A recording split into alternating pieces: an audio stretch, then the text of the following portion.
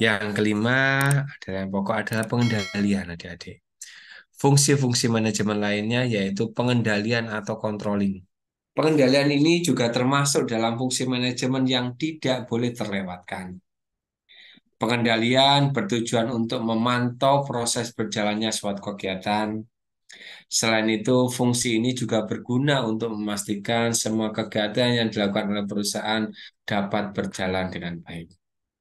Adanya pengendalian juga berguna untuk membuat perusahaan menjadi lebih berkembang. Hal ini karena pengendalian akan lebih mencegah resiko kerugian yang sangat mungkin terjadi.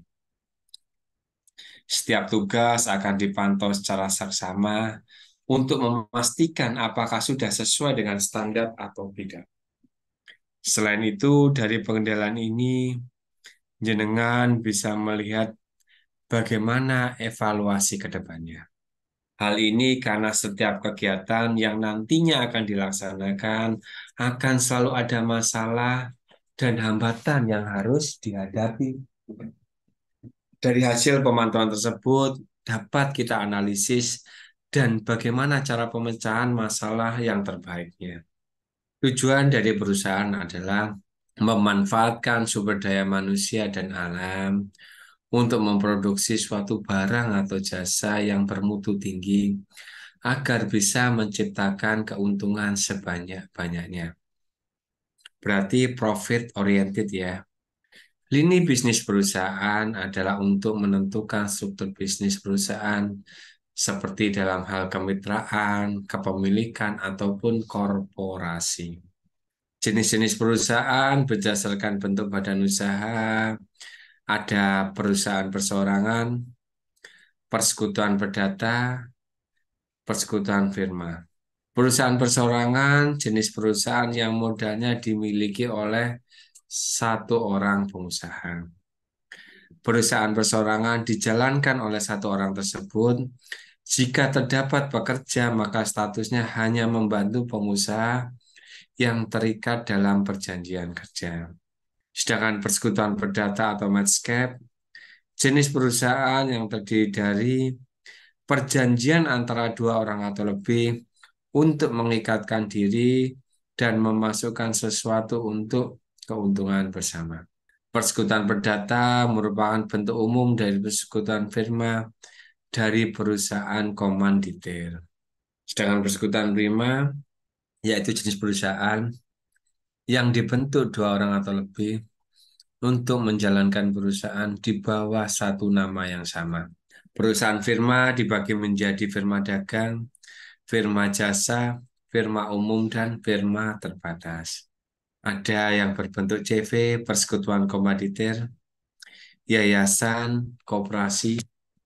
CV yaitu jenis perusahaan yang terdiri dari dua orang atau lebih, di mana anggotanya memiliki tingkat keterlibatan yang berbeda-beda antar anggota.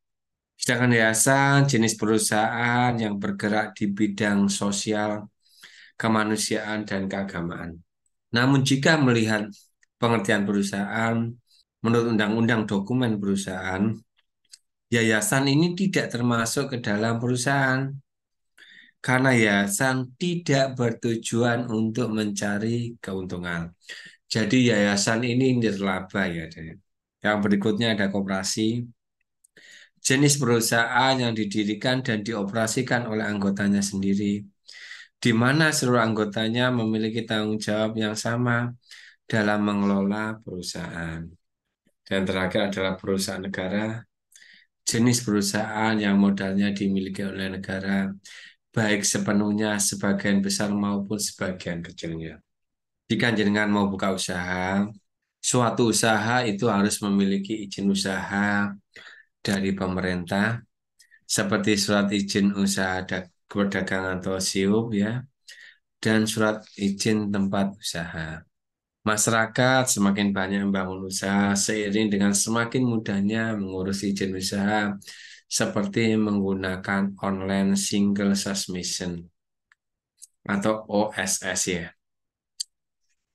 Selain itu, munculnya berbagai model bisnis yang baru juga turut andil pada perkembangan usaha baru di Indonesia. Misalnya dengan kemajuan teknologi, kini masyarakat bisa membuka usaha kuliner secara online.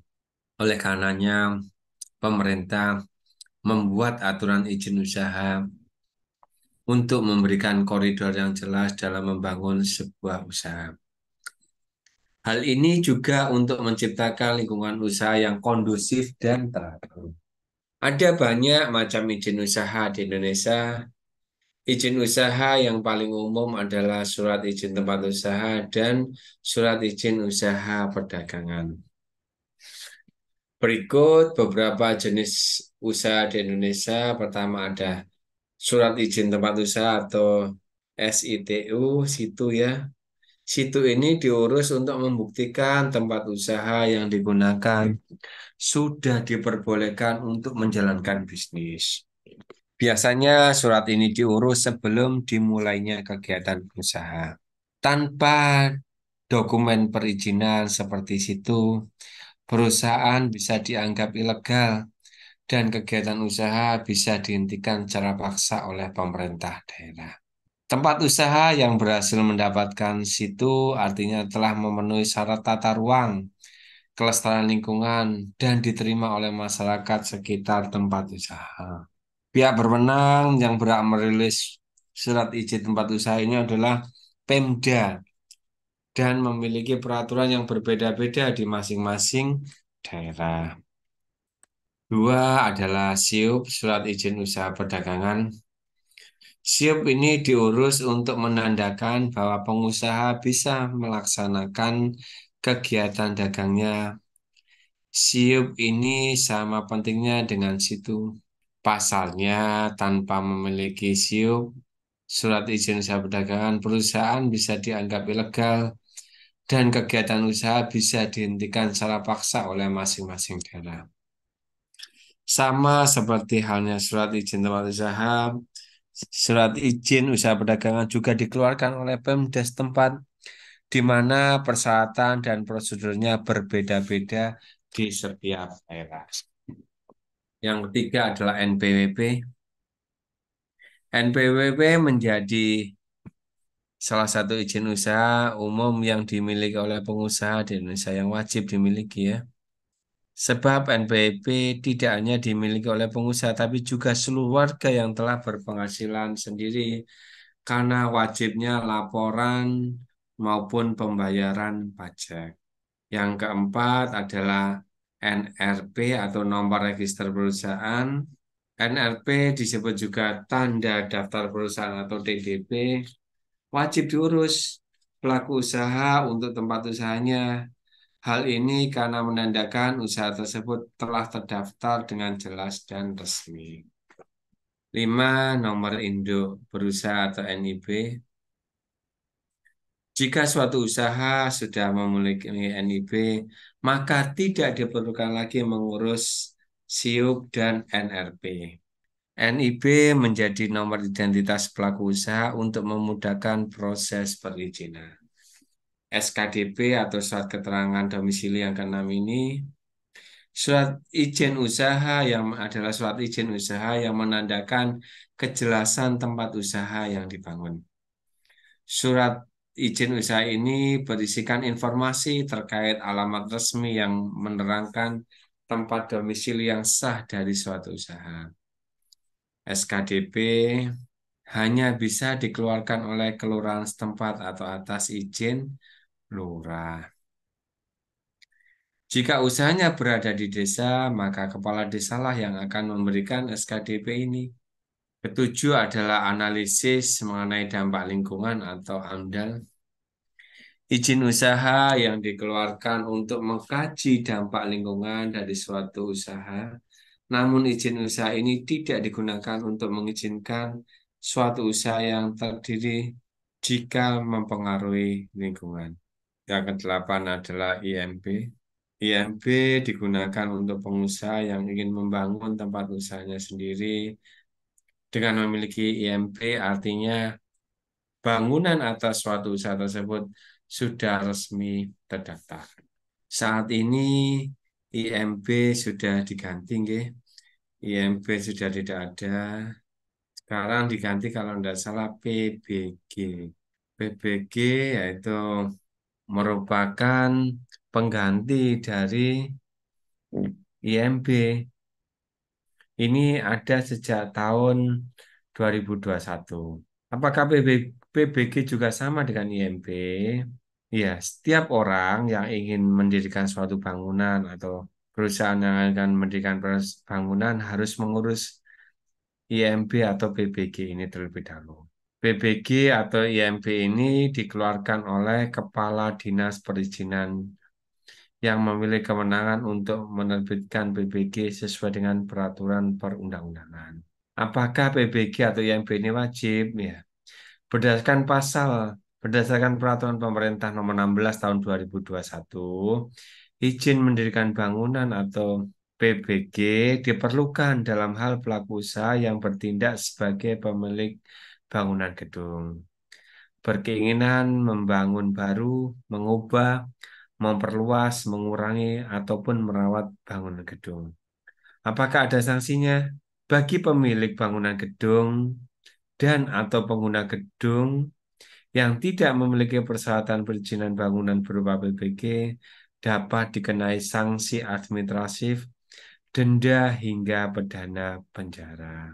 Berapa lama PBG ini berlaku?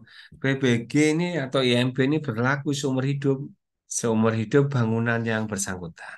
Penggantian dari IMB ke PBG ini resmi mulai berlaku sejak tanggal 31 Juli tahun 2021, ditandai dengan peluncuran Sistem Informasi Manajemen Bangunan Gedung atau SIMBG versi baru oleh Kementerian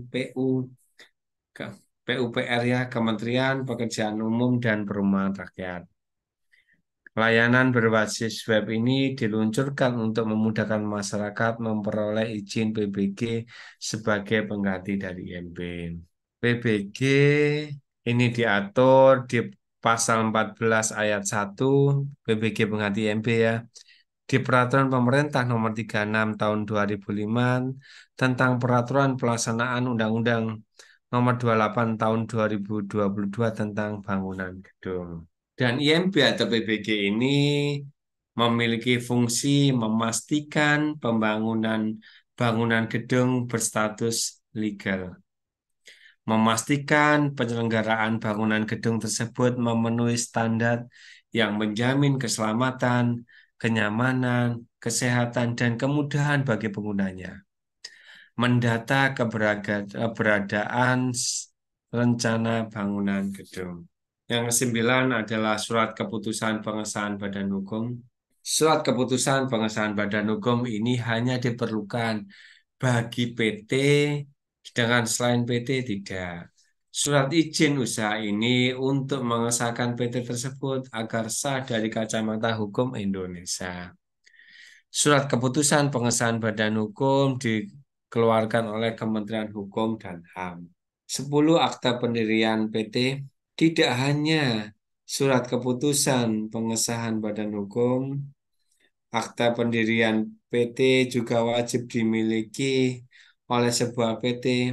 Hal ini agar PT dapat menjalankan bisnis dengan lancar dan tidak mendapatkan masalah di masa mendatang. 11. Izin gangguan. Izin gangguan diperuntukkan bagi jenis usaha yang dapat menimbulkan potensi bahaya, ketertiban, kerugian, dan gangguan lainnya yang bisa muncul kapan saja. Umumnya izin gangguan ini harus diurus oleh pengusaha yang memiliki usaha yang berhubungan dengan dunia malam, HO ini, ya. Barakallahu fikum.